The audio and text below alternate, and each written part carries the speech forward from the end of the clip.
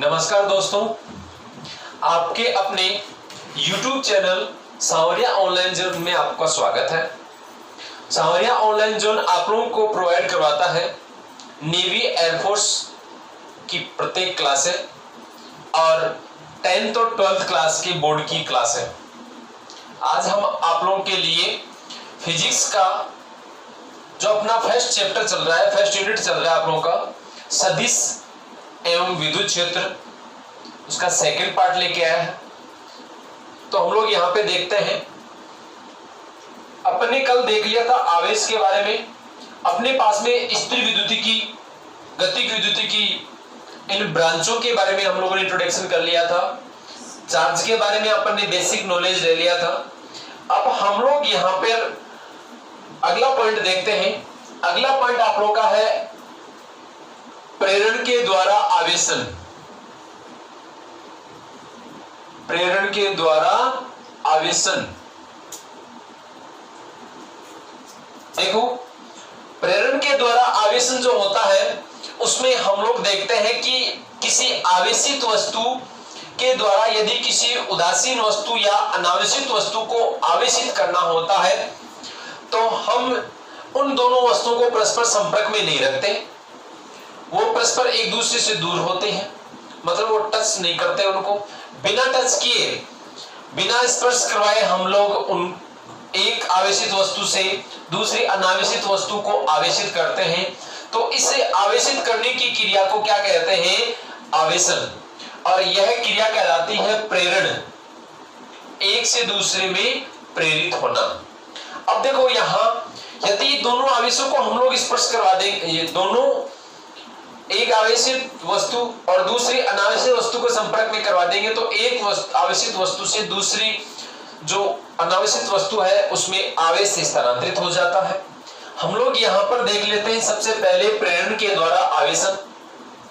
हम लोग यहाँ पर एक अनावेशित गोला लेते हैं, एक धात्विक अनावेशित गोला है। इस अनावेशित गोले को हम लोग स्टैंड के द्वारा, ये स्टैंड जो है आप लोग के, ये कुचालक स्टैंड है, इस कुचालक स्टैंड पर इस अनावेशित गोले को व्यवस्थित करते हैं और इस अनावेशित गोले के पास में हम लोग एक आवेशित छड़ लेके आते हैं। ये हमारे पास में आवेशित कांच की छड़ है। हमें पता है कि जब हम लोग घर्षण की क्रिया करवाते हैं, रेशम को प्लास्टिक के साथ में, कांच की छड़ के साथ में घर्षण की क्रिया करवाते हैं तो हमें धनावेशित कांच की छड़ प्राप्त होती है। अब ये छड़ कैसी है? आवेशित है। कैसी है ये? आवेशित। तो ये आवेशित कांच की छड़ हो गई। अब इस आवेशित कांच की छड़ को हम लोग अनावेशित गोले के पास में लाते हैं तो ये आप लोगों के पास में धात्विक गोला है, इसमें धनावेश भी होते हैं और ऋणावेश भी होता है।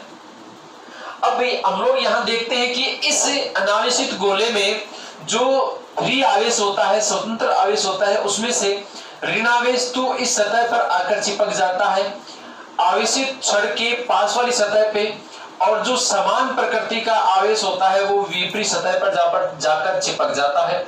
हम लोग यहाँ पर क्या करते हैं, जो ये दूसरी सतह होती है, इस सतह को जब हम लोग यहाँ भूसंपर्कित करवाते हैं तो ये जो आवेश होता है, ये आवेश कहाँ चला जाता है?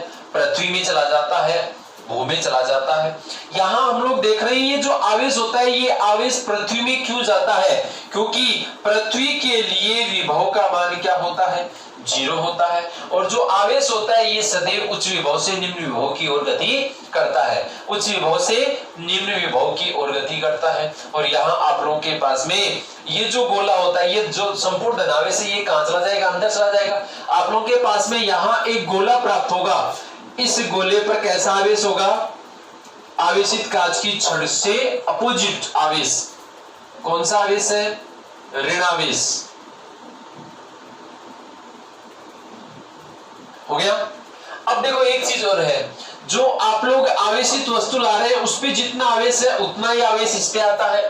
बस फर्क सिर्फ इतना ही होता है कि जो हम लोग आवेशित वस्तु ले रहे हैं उस आवेशित वस्तु पर जो आवेश होता है उसका विपरीत आवेश, विपरीत प्रकृति का आवेश हमारे यहाँ अनावेशित गोला जो है, धात्विक अनावेशित गोला है, इस गोले पर हमें प्राप्त होता है।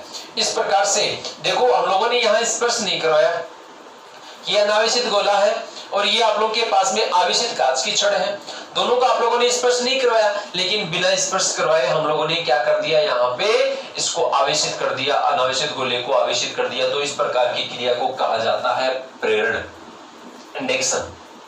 ठीक है, अब तो विपरीत प्रकृति का आवेश उत्पन्न हो रहा था, यहाँ पे समान प्रकृति का आवेश उत्पन्न होगा। कैसा आवेश उत्पन्न होगा? समान प्रकृति का आवेश। ठीक है, ये देखो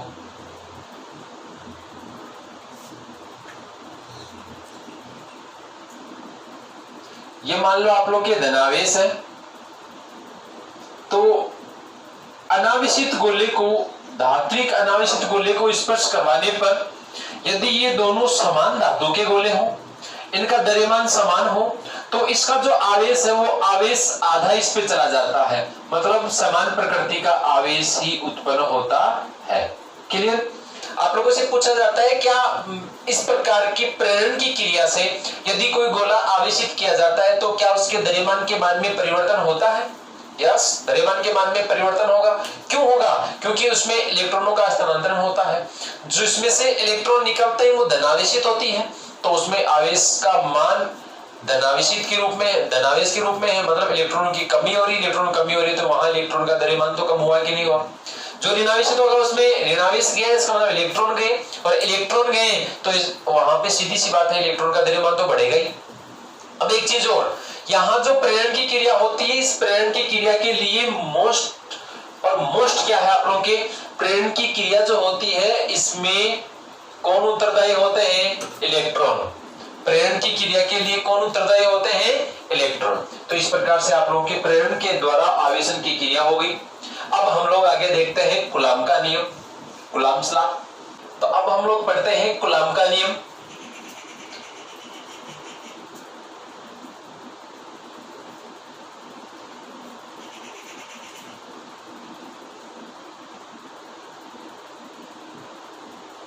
देखो जो कूलाम का नियम है, इस कूलाम के नियम में हम लोग दो आवेशों के मध्य लगने वाले बल को पढ़ते हैं। मतलब कूलाम नामक वैज्ञानिक ने दो आवेशों के मध्य, चाहे उनकी प्रकृति कुछ भी हो, उनकी प्रकृति चाहे दोनों की सजातीय हो चाहे विजातीय हो, उससे कोई फर्क नहीं पड़ता। यहाँ आप लोगों के बस यदि सजातीय है तो वहां प्रतिकर्षण बल लगता है, विजातीय है तो वहां आकर्षण बल लगता है, उससे कोई फर्क नहीं पड़ता। यहाँ कूलाम नामक वैज्ञानिक ने दोनों प्रकार की जो प्रकृतियां हैं, सजातीय विजातीय, दोनों के लिए लगने वाले बल को प्रदर्शित किया था। यहाँ देखना, हम लोग यहाँ दो आवेश लेते हैं, एक Q1 आवेश है, एक Q2 आवेश है।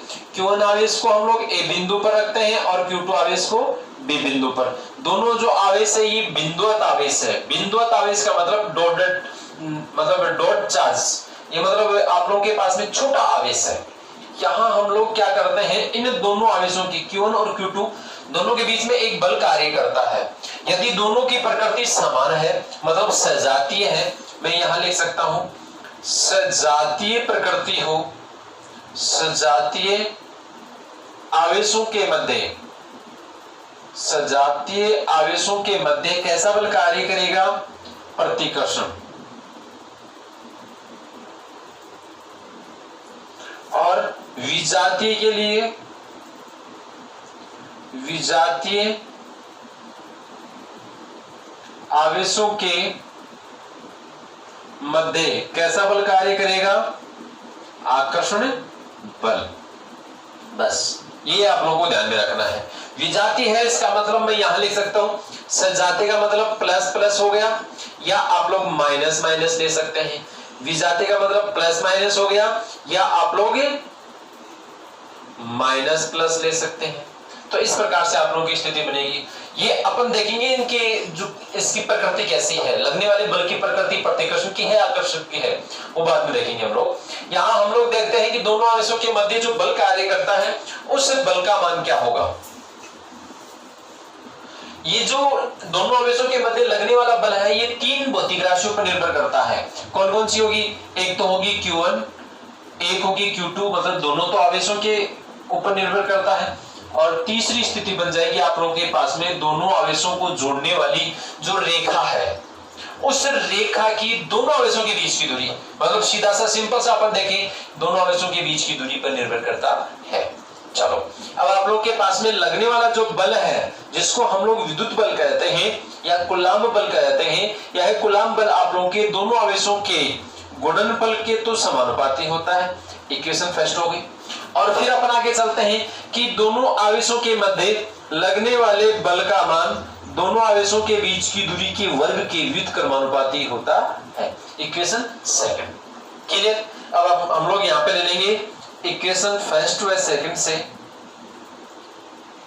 क्या होगा, दोनों को जोड़ देंगे तो एफ ई, मतलब दोनों को एक जगह लिखेंगे, F E equal Q1 Q2 upon R square. फिर हम लोग इसको इक्वल करेंगे तो एफ ई इक्वल के Q1 Q2 upon R square. ये आप लोगों के पास में समीकरण नंबर 3 आ गया। क्लियर। अब ये जो आप लोग के पास में क्या है, ये स्मॉल के है, ध्यान रखना इसका, कैसा के है ये, स्मॉल के। अब ये क्या होता है, ये है यहां पे समानुपाती स्थिरांक। क्या है ये, समानुपाती स्थिरांक। हो गया कि नहीं। हम लोगों ने किसको व्युत्पन्न किया था, विद्युत बल को, और क्या हो गया, समानुपाती स्थिरांक भी आ गया। अब इस समानुपाती स्थिरांक की वैल्यू क्या होती है, इसकी वैल्यू होती है 1/4 पाई एप्सिलॉन। ये जो होता है इसको हम लोग साधारण लैंग्वेज में तो बोलते हैं एप्सिलॉन, वैसे शुद्ध होता है एप्सिलॉन। ये होता है माध्यम में। यदि निर्वात हो तो क्या हो जाएगा, निर्वात में 1/4 पाई एप्सिलॉन नॉट, ये हो गया निर्वात में। किसमें हो गया ये, निर्वात में। तो ऐसे आप लोगों के पास में स्थिति बन रही है। अब रही बात इन दोनों की, ये क्या है, ये है माध्यम की, क्या है ये, माध्यम की विद्युतशीलता। क्या है ये, माध्यम की विद्युतशीलता। और ये क्या है, क्या है ये है निर्वात की विद्युतशीलता।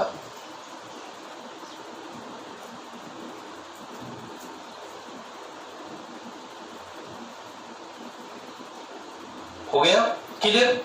अब आप लोग के पास में एक आ गया माध्यम की विद्युतशीलता, दूसरा हो गया आप लोग के पास में निर्वात की विद्युतशीलता।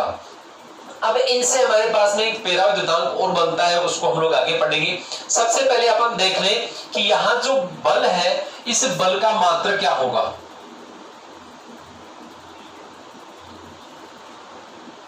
बल का मात्रक क्या होगा, बल का मात्रक होगा न्यूटन। क्लियर। अब आप लोग के पास में और भी राशियां हैं। फिर आप लोग के पास में आ गया के का मात्रक क्या होगा और के का मान क्या होगा, दोनों मोस्ट है। के का मान आप लोग देखो, फॉर्मूला तो लेते हैं, के इक्वल 1/4 पाई एप्सिलॉन नॉट। निर्वात में इसका मान होता है 9 × 10⁹9। अब रही बात मात्रक की, देखो अपन मात्रक रटेंगे नहीं, मात्रक निकालेंगे। इसका मात्रक क्या होता है, न्यूटन। आवेश है दोनों, आवेश का मात्रक होता है कूलाम्ब। आप लोग के पास में दो आवेश है तो क्या हो जाएगा, कूलाम्ब स्क्वायर हो जाएगा। नीचे क्या है, मीटर स्क्वायर। तो हमारे पास में मात्रक क्या बन जाएगा इनका, न्यूटन × मीटर स्क्वायर पर कूलाम्ब स्क्वायर। क्लियर। फिर अपने पास में एप्सिलॉन नोट जो है, इस एप्सिलॉन नोट का मान क्या होगा, इसका मात्रक क्या होगा, ये भी मोस्ट है। इसका मान होता है 8.85 × 10⁻⁻12। इसका जो मात्रक होगा एप्सिलॉन नोट का, वो इससे उल्टा होगा, मतलब कूलाम्ब स्क्वायर पर न्यूटन × मीटर स्क्वायर। मतलब इसको उलट दो, जो नीचे वो ऊपर चला जाएगा, ऊपर वो नीचे आ जाएगा, मतलब अंश को हर को अंश में बदल देते हैं। यहां तक क्लियर।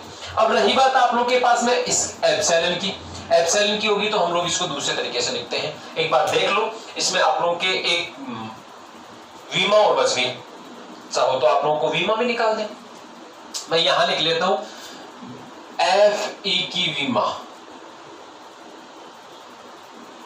देखो मैं निकालता हूं मात्रक से, एफ ई की वीमा तो आप लोगों के लिए फिक्स है, कैसे? आप लोगों को पता है बल की विमा क्या होती है, मात्रक क्या है इसका, न्यूटन है। हम लोग न्यूटन को दूसरे तरीके से और लिख सकते हैं। दूसरे तरीके से कैसे लिखेंगे, क्या होगा इसका, kg इंटू मीटर पर सेकेंड स्क्वायर, जिससे क्या बनेगा, v में सूत्र क्या बनेगा, m1l1 t माइनस 2। किसका हो गया ये v में सूत्र, बल का। अब हमारे पास में k भी है और एप्सिलॉन नॉट भी है, इसका भी हम v में सूत्र निकाल सकते हैं, कोई दिक्कत है?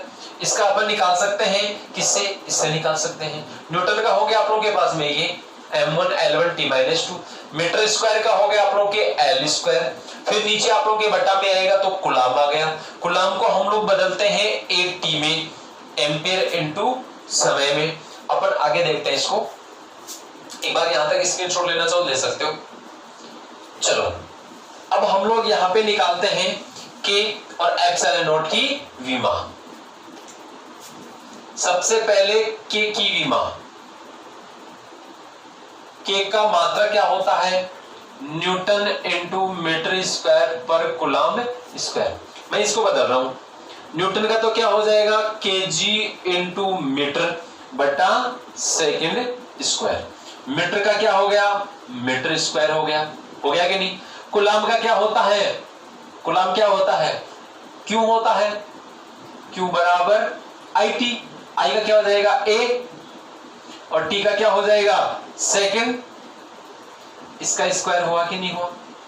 चलो kg का तो हो गया 1 kg, फिर आ गया आप लोग के पास में मीटर क्यूब। ये जो आप लोग के यहां देख रहे हैं आप लोग सेकंड, तो ये सेकंड कितना हो जाएगा, सेकंड की पावर 4 और ये a स्क्वायर, तो हम लोग इससे बना सकते हैं m1l3 t minus 4 a minus 2। ये हो गया आप लोग के पास में k का विमीय सूत्र।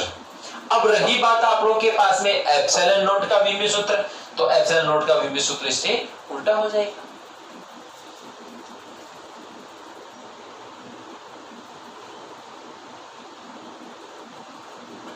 विमा क्या होगी, इसकी विमा उल्टी हो जाएगी, m-1 l-3 t4 a2, ये होगी इसकी विमा। तो इस प्रकार से आप लोगों के पास में इनकी विमाएं आ गई। क्लियर? इसका आप लोगों के पास में फॉर्मूला है epsilon equal epsilon naught epsilon R. इसको किसके द्वारा रिप्रेजेंट करते हैं, एप्सिलॉन आर के द्वारा, और इसको के द्वारा भी रिप्रेजेंट किया जाता है। तो ये हो गया आप लोगों के पास में epsilon R equal epsilon upon epsilon naught. एक तरीका तो ये हो गया। इसका देखो ये दूसरा तरीका और है, क्या है वो, एप्सिलॉन आर इक्वल, ये हो गया निर्वात में आवेशों के मध्य बल, आवेशों के मध्य बल, और ये फिर नीचे हो गया आप लोगों के माध्यम में आवेशों के मध्य बल।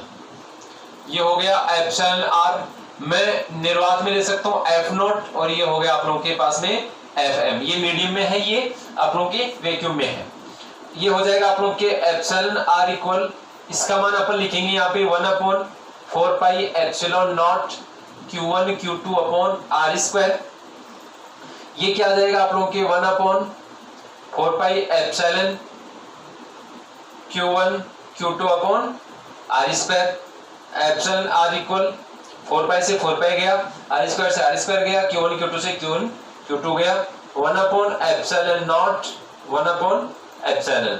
तो epsilon R equal epsilon upon epsilon naught. इस प्रकार से भी आप लोगों के समीकरण प्राप्त होता है। समीकरण 1 और समीकरण 2 दोनों समान है। अब देखो सबसे मोस्ट चीज क्या है, मैंने ये आप लोगों को इसमें पूरा जो सिस्टम बताया इसमें मैंने नहीं लिखा, अब मैं अलग से लिख रहा हूं। क्यों? क्योंकि सबसे मोस्ट है कि जो विद्युत बल होता है, या आप लोग इसको कूलम बल भी बोल सकते हैं। विद्युत बल कूलम बल सदिश राशि होती है। क्या होती है? सदिश राशि। अब सदिश राशि है, इसका मतलब इसमें क्या होगा, परिमाण प्लस मात्रक प्लस दिशा। मतलब ये तो मोस्टली सब में होता ही है, चाहे वो सदिश हो चाहे अदिश हो, बस फर्क सिर्फ पड़ता है तो दिशा का पड़ता है। इसका मतलब इसमें दिशा है। अब दिशा है तो इसकी दिशा क्या होगी, किसकी, विद्युत बल की। तो विद्युत बल की जो दिशा होगी वो सबसे पहले तो होगी दोनों आवेशों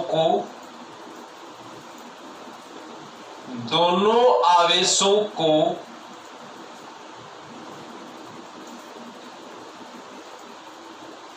मिलाने वाली रेखा के अनुदिश। मतलब जो आप लोगों के पास में आर आया था ना, यहां जो आप लोगों ने किया था ये ए था, ये Q1 ले लिया आप लोगों ने, इसको B बिंदु पर Q2 से जोड़ दिया, तो ये R है तो इसके अनुदिश होगा, चाहे वो A से B की ओर हो सकता है या B से A की ओर हो सकता है, तो ये क्या होगा, अनुदिश होगा। तो हम लोग यहाँ पे इसकी दिशा ले सकते हैं R कैप के रूप में।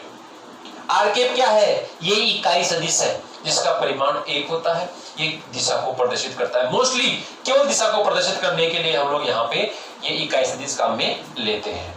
अब देखो ये तो यहां तक तो हो गया। अब ये इसके अनुदिश तो होता है, लेकिन इसकी वास्तव में दिशा कौन सी होगी वो और देख लें। हमेशा इसकी दिशा धनावेश से ऋणावेश की ओर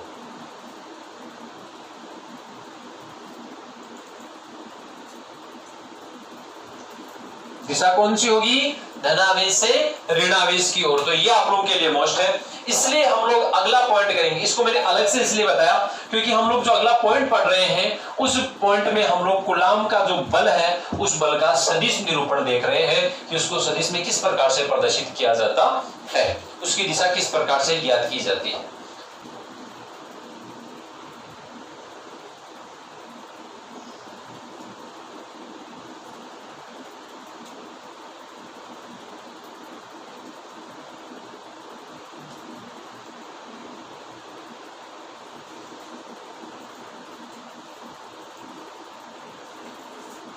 देखो यहाँ पे कूलाम के नियम का सदिश निरूपण, हम लोग इसको सबसे पहले 2D में रिप्रेजेंट करेंगे। 2D में किस प्रकार से होगा ये, यहां हम लोग दो ले रहे हैं, दो सदिश ले रहे हैं। एक है आप लोग के पास में ए बिंदु, एक ले रहे हैं अपन बी बिंदु। ए बिंदु पर होगा आर वेक्टर, R1 वेक्टर, और बी बिंदु पर होगा R2 वेक्टर। हो गया, ये इनकी डायरेक्शन होगी मूल बिंदु के सापेक्ष। अब हम लोग यहां इन दोनों को जोड़ रहे हैं, मतलब यहां पे आवेश है आप लोगों के पास में Q2 आवेश, और यहां ले रहा हूं मैं Q1 आवेश। दोनों आवेशों को हम लोग यहां पे जोड़ रहे हैं। तो देखो दोनों आप लोगों के पास में जो आवेश है दोनों की प्रकृति कैसी है, सजातीय है। इसका मतलब ये वाला जो आवेश है वो इस पर बल लगाएगा, और ये वाला जो Q1 है वो Q2 पे बल लगाएगा। तो जो Q1 Q2 पर बल लगाता है उसको हम लोग F21 के द्वारा रिप्रेजेंट करते हैं, F21 वेक्टर। देखो अपन ऐसा नहीं देखें कि 1 से 2 की ओर जा रहे हैं तो 1 2 लिखे, नहीं, किस पर लग रहा है, ये Q2 आवेश पर लग रहा है। किसके द्वारा लग रहा है, 1 के द्वारा। क्लियर, तो 2 का 1 के सापेक्ष। यहां पर अपन नीचे देख लेते हैं, तो ये हो गया F12 वेक्टर। बोलो कोई दिक्कत है, ये है। तो आप लोगों के पास में इनके परस्पर आप लोगों के स्थिति सदिश भी होंगे। तो स्थिति सदिश ये वाला तो होगा R12 वेक्टर, और ये वाला स्थिति सदिश होगा R21 वेक्टर। बोलो कोई दिक्कत हो तो। हमारे पास में OAB इस प्रकार से एक त्रिभुज बन रहा है, और हम लोग यहाँ सबसे पहले इनके मान निकाल लेते हैं। आप लोग बताओ कौन सा लें, पहले F12 वेक्टर लें या पहले F21 वेक्टर लें, कोई भी ले लो, एक ही बात है। तो अपन लेंगे कूलाम के नियमानुसार, कूलाम के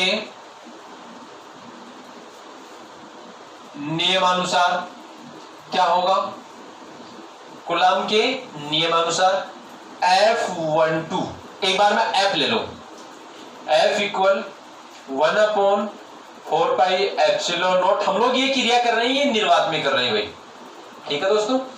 यहां आप लोग के पास में हो गया Q1 और Q2, कौन कौन से आवेश है, Q1 और Q2 है। अब इन दोनों के बीच की दूरी मान ले R ले ले, तो R स्क्वायर ले लो। क्लियर। अब चलते हैं अपने पॉइंट में। पहले R12 वेक्टर ले लूं, तो मैं यहां 1 2 लगाऊंगा, तो ये भी 1 2 होगा कि नहीं होगा? हो गया। अब देखो, मैं इसके सदिश राशि F वेक्टर लगा दूं, F12 वेक्टर लगा दूं, तो इधर भी वेक्टर लगना चाहिए। मैं इसके वेक्टर लगा दूं, लेकिन ये तो बट्टा में है, तो मैंने वापस मोड़ लगा दिया, केप को वापस हटा दिया, ये वेक्टर को वापस हटा दिया, यहां पे R12 केप। ये हो गए बराबर के। इधर भी आप लोग के सदिश को निरूपित होना चाहिए, इधर भी सदिश निरूपित होना चाहिए। देख लो, इधर भी सदिश है और इधर भी सदिश है। क्लियर? अब मैं आप लोगों को बता दूं, R वेक्टर बराबर R वेक्टर का मोड और R केप होता है, सबको पता है। सदिश राशि होते हैं, उसके दो मान होते हैं, दो रूप होते हैं, एक परिमाण के रूप में होता है और एक दिशा के रूप में। यहां मैं आप लोगों को 1 2 ले लूं, तो सब 1 2 होंगे कि नहीं होंगे? होंगे। तो मैं यहां पे आप लोग के R12 केप ले लूं, तो ये R12 वेक्टर हो गया। बोलो हुआ कि नहीं हुआ? ये R12 वेक्टर का मोड हो गया। हो गया। चलो, मैं यहां पे R12 केप का मान ये रख सकता हूं, बोलो रख सकता हूं कि नहीं? F12 वेक्टर ये हो गया आप लोग के पास में 1/4πε0। ये हो गया Q1 Q2 upon R12 vector का मोड का स्क्वायर, और यहां R12 वेक्टर और R12 वेक्टर का मोड है। आधार यदि समान हो तो घातें जुड़ जाती हैं, ये अपन ने पहले पढ़ा था। यहां हम लोग एक, मैं यहां लिख देता हूं, F12 vector equal 1/4πε0 Q1 Q2 upon R12 vector का मोड का क्यूब और R12 वेक्टर। हो गया यहां तक। मैं यहां पे आप लोग के त्रिभुज ले लेता हूं। यहां मैं लिखूं सदिश योग का त्रिभुज नियम, सदिश योग का त्रिभुज नियम। क्या होगा सदिश योग का त्रिभुज नियम? देखना, सदिश योग का त्रिभुज नियम में हम लोग R12 वेक्टर ले रहे हैं, तो इस दिशा को एक बार बोल जाए। यहां हम लोग देख रहे हैं इसकी दिशा ये है, इधर जाएंगे आप लोग के सेम डायरेक्शन में जा रहे हैं, इधर जाएंगे सेम डायरेक्शन में जा रहे हैं, मतलब ये आप लोग के पास में ऐसी स्थिति बनेगी। ये हो गया, ये हो गया, ये हो गया। इसको मैं R2 वेक्टर ले लूं, O A B, ये हो गया R1 वेक्टर और ये हो गया R12 वेक्टर। देखो सेम डायरेक्शन में जा रहे हैं, नहीं जा रहे? सेम डायरेक्शन में जा रहे हैं। इस समय इन दोनों को जोड़ेंगे, ये अपोजिट डायरेक्शन होगी, मतलब इसके बराबर होगी। ये इनका क्या है? परिणामी है।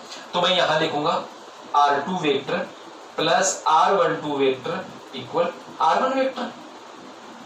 ये हो गया आप लोगों के पास में R12 वेक्टर, तो R1 vector minus R2 vector.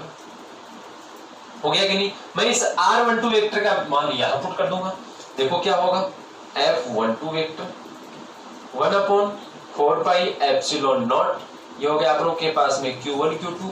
मैं R12 की जगह R1 vector minus R2 vector का मोड का क्यूब ले लूं, ये हो गया आप लोग के पास में R1 vector minus R2 vector. इस प्रकार से आप लोग के पास भी समीकरण 1 प्राप्त होता है। बोलो हो गया कि नहीं? सेम टू सेम आप लोग को ऐसा ही करना है। किसके लिए? F21 वेक्टर के लिए। चलो मैं इधर कर देता हूं। अब हम लोग लेंगे F21 वेक्टर, ये का ये रहेगा सेम, बस 1 की जगह 2, 2 की जगह 1। ये हो गया आप लोग के पास में 1/4πε।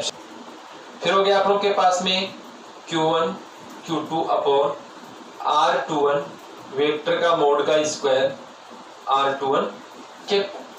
सेम टू सेम आप लोग के ऐसे ही क्रियाएं होंगी, तो अपने पास में आ जाएगा R21 vector equal R21 vector का मोड और R21 केप। हो गया दोस्तों? या आप लोगों के पास में R21 जो केप आ रहा है, R21 केप, मैं इसको R21 vector upon R21 vector का मोड ले लूं, यहां मान रखेंगे, तो आप लोगों के पास में आ गया F21 vector equal 1/4πε0 Q1 Q2 upon, इसकी जगह वैल्यू रख रहा हूं मैं, किसकी जगह? R21 केप की जगह। तो ये हो गया R21 वेक्टर का मोड का स्क्वायर और R21 vector upon R21 vector का मोड। देखो आधार समान है तो घातें जुड़ जाती हैं, तो आप लोगों के पास में हो गया F21 vector equal 1/4 pi epsilon naught Q1 Q2 upon R21 vector का मोड का क्यूब और R21 वेक्टर। वही आप लोग लेंगे, त्रिभुज लेंगे, ये हो गया आप लोगों के पास में ये R1 vector, R2 vector, OAB। बस फर्क कितना ही होगा, इसमें दिशा नीचे की ओर आ गई थी, इसमें दिशा कहां जाएगी, ऊपर की ओर, R21 वेक्टर। तो देखो सेम डायरेक्शन में जाएंगे, सेम डायरेक्शन में है, सेम डायरेक्शन में इसमें, ये दोनों जुड़ जाएंगे, तो आप लोगों के पास में R1 vector plus R21 vector equal R2 vector. Clear? यहां आप लोगों के पास में क्या हो जाएगा, R21 vector equal R2 vector minus R1 vector. इसकी वैल्यू मैं यहां पे पुट कर दूंगा दोनों की जगह, क्या हो जाएगा देखना, यहां आप लोग के पास में F21 vector equal 1/4 pi epsilon naught Q1 Q2 upon R2 vector minus R1 vector का मोड का cube, R2 vector minus R1 vector का कोष्टक। हो गया? यहां तक क्लियर करो। यहां पे F21 वेक्टर जो है मैं यहां से माइनस कॉमन ले लूं, यहां से कॉमन ले लूं और यहां से कॉमन ले लूं, 1/4 pi epsilon naught Q1 Q2 upon, मैं नीचे माइनस कॉमन लूंगा, देखना यहां पे, तो R1 vector minus R2 vector आएगा कि नहीं आएगा, और इसका मोड का क्यूब हो गया। हो गया कि नहीं? ये मोड क्या करता है, माइनस को प्लस कर देगा। क्लियर? और ये हो गया आप लोग के पास में minus R1 vector minus R2 vector. ये तो प्लस हो गया, ये माइनस बच गया। F21 vector equal minus 1/4 pi epsilon naught Q1 Q2 upon R1 vector minus R2 vector का मोड का cube, R1 vector minus R2 vector. ये माइनस आ गया यहां पे। अब मैं यहां समीकरण 1 से मान रखूंगा,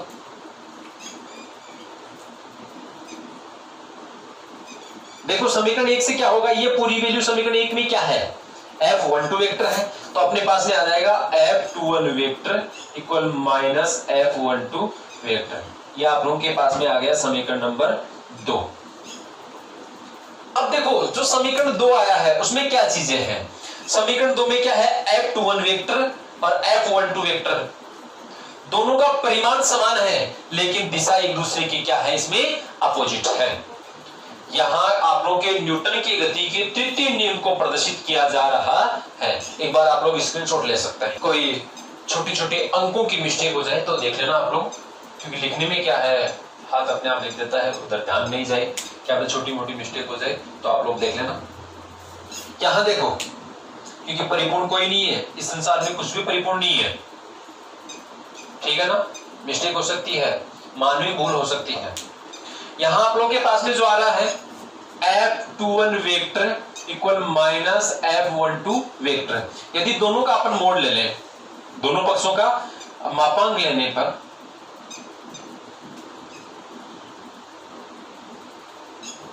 दोनों पक्षों का मापांक लेने पर F21 वेक्टर का मोड माइनस F12 वेक्टर का मोड हो गया।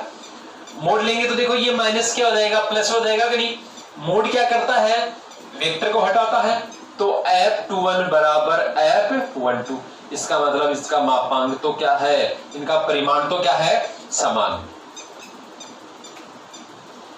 परिमाण समान और दिशा विपरीत। परिमाण समान और दिशा विपरीत, ये आप लोग के न्यूटन के गति के तृतीय नियम को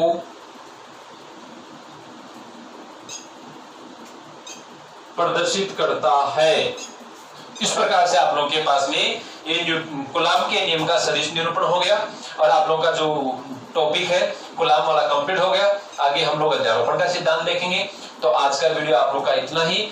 ठीक है, देखते रहिए सांवरिया ऑनलाइन जोन। Thank you.